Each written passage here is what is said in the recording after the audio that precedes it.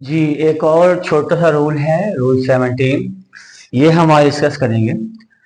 देखिएगा, सेंटेंस को गौर से देखिएगा। He with his friends are going to bazaar. देखिए, यहाँ पे हमारे पास ही एज सब्जेक्ट है और फिर है हिज फ्रेंड्स। ये दो सब्जेक्ट हमारे पास आ गए और ये दोनों कनेक्टेड हैं विद के जरिए। अगर दो सब्जेक्ट हो, यानी हमारे पास S1 हो और S2 हो, दोनों कनेक्टेड हैं विद के साथ। ठीक है, तो ही अगर दो सब्जेक्ट हैं और दोनों विद से जुड़े हुए हैं, विद के साथ कनेक्टेड हैं, S1 और S2, तो उसके बाद जो हेल्पिंग वर्ब आएगी, ये यूनिक सा रूल है, अनयूजुअल रूल है, वो S1 के मुताबिक आएगा। यानी वो एग्री करेगा S1 के मुताबिक, यानी जो वर्ब होगी उसका एग्रीमेंट होगा S1 के मुताबिक। यानी यहां पे आर नहीं आएगा, ये ही है। ये देखिए सिंगुलर सब्जेक्ट है और वर्ब एग्री करेगी S1 के मुताबिक, यानी वर्ब भी S1 को फॉलो करेगी। S1 सिंगुलर है तो वर्ब भी सिंगुलर होनी चाहिए। He with his friends is going to Lahore. ये बड़ा यूनिक सा अनयूजुअल सा रूल है। ये देख लीजिएगा कि अगर S1 और S2 दो सब्जेक्ट्स हैं और आपस में कनेक्टेड है विद के जरिए, तो जो वर्ब एग्रीमेंट करेगी वो S1 से करेगी। ये देखिएगा, the students as well as their teacher is painting on the wall.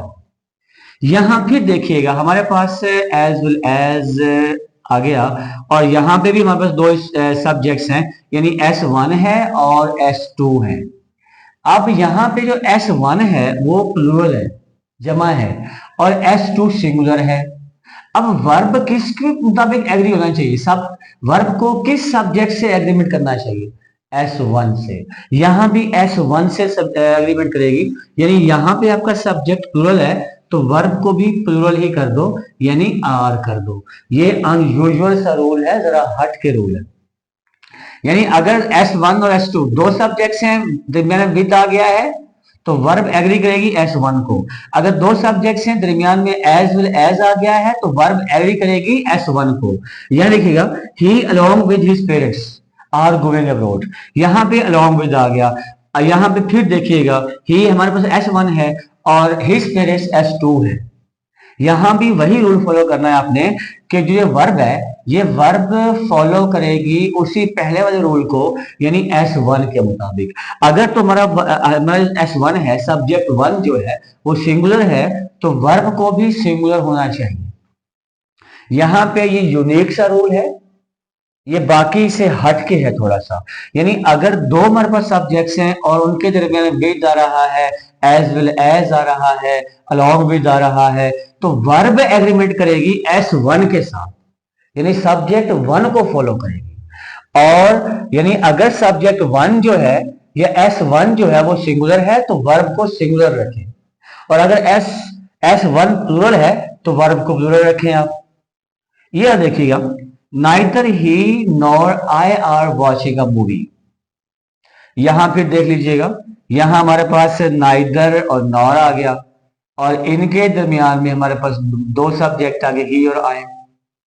यानी अब दो सब्जेक्ट्स नाइदर नॉर जुड़े हैं। अगर ऐसी कंडीशन आ जाए तो फिर आपने रूल ऑफ अप्रोक्सीमिटी इस्तेमाल करना है, जो कि मोस्टली इस्तेमाल होता है, रूल ऑफ अप्रोक्सीमिटी।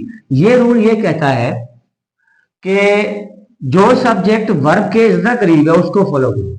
यानी आपने सब्जेक्ट और वर्ब का एग्रीमेंट वहां करना है जहां जो आपस में करीब करीब सब्जेक्ट है, यानी वर्ब और सब्जेक्ट आपस में करीब है। देखिए, आई वर्ब आर के ज्यादा करीब है, इसलिए आई और आर आपस में एग्रीमेंट करेंगे।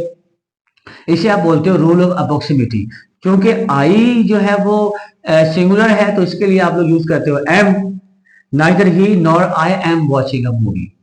ठीक है, यानी मोस्टली इनको छोड़ के, ये तीन एग्जांपल्स हैं, या एक और हो सकती है in addition to.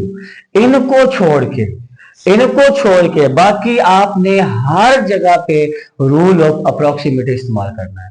Rule of अप्रोक्सीमिटी का मतलब ये है कि जो सब्जेक्ट वर्ब के ज्यादा करीब है वो आपस में एग्रीमेंट कर लेंगे। और एग्रीमेंट का पता है, सिर्फ वर्ब एग्रीमेंट का आपको मालूम है कि जैसा सब्जेक्ट वैसा वर्ब, अगर सब्जेक्ट सिंगुलर है तो वर्ब सिंगुलर, और अगर सब्जेक्ट प्लूरल है तो वर्ब प्लूरल रखें आप। ये सिंपल सा रूल है, रूल ऑफ अप्रोक्सीमेटी। यानी आपने ये अनयूजुअल ये है, ये एक्स्ट्रा मतलब हटके है बाकी से। तो इन ये तीन ये विद हो गया, एज है, अलोंग विद है, इनको छोड़ के बाकी हर जगह पे आपने रूल ऑफ अप्रोक्सीमेटी इस्तेमाल करना। जैसे आइदर ही और हिज फ्रेंड्स, यहाँ पे ये ही सिंगुलर है, हिज फ्रेंड्स प्लूरल है, और ये कनेक्टेड है आपस में आइदर और से, तो आपने यहाँ भी रूल ऑफ अप्रोक्सीमेटी इस्तेमाल करना है। अब ये वाला हमारे पास प्लूरल है और ये सिंगुलर है, ये चूंकि ये ही जो है सिंगुलर है और ये वर्ब है, ये वर्ब से ज्यादा दूर है। वर्ब का करीब जो है ये है हिज फ्रेंड्स, ये करीब है, ये प्लूरल है, जमा है, इसलिए आप लोग जो है वर्ब भी जमा इस्तेमाल करेंगे, हैव इस्तेमाल करेंगे। यानी आइदर ही और his friends have come to meet, come to meet me या कम टू मी। तो ये वाला रूल बड़ा इंपॉर्टेंट है, ये पेपर में रिपीट होता रहता है, फर्स्ट ईयर सेकंड ईयर दोनों में ये आता रहता है, और बाकी पेपर्स के अंदर भी ये, यानी आपने सिर्फ इन तीन को याद रखना, बाकी ये आसान सा है, रूल अप्रोक्सीमेट इस्तेमाल करके हर जगह पे आपने। तो ये छोटा सा रूल था जी, ओके हो गया जी।